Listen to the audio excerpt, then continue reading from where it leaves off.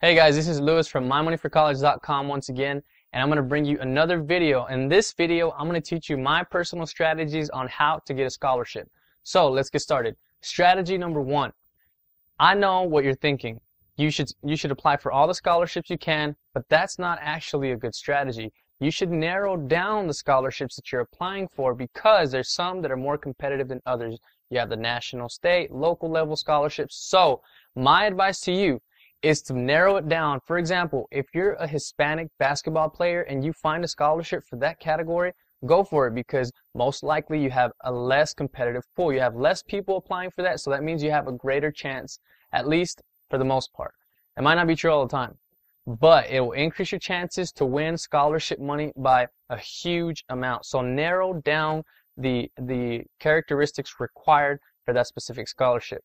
Now, I can give you an example for mine. I won a local scholarship. It was $500, but those $500 scholarships add up over time.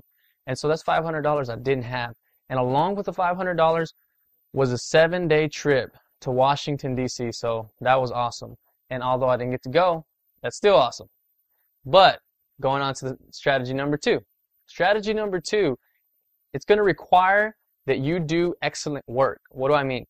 For example, if you're doing community service and you're applying for a community service scholarship, you have to do excellent work because eventually they're going to know.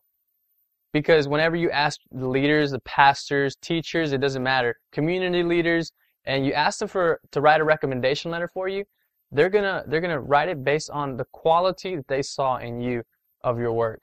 And so always work with excellence, and you're going to see that it'll pay off. It'll be more genuine.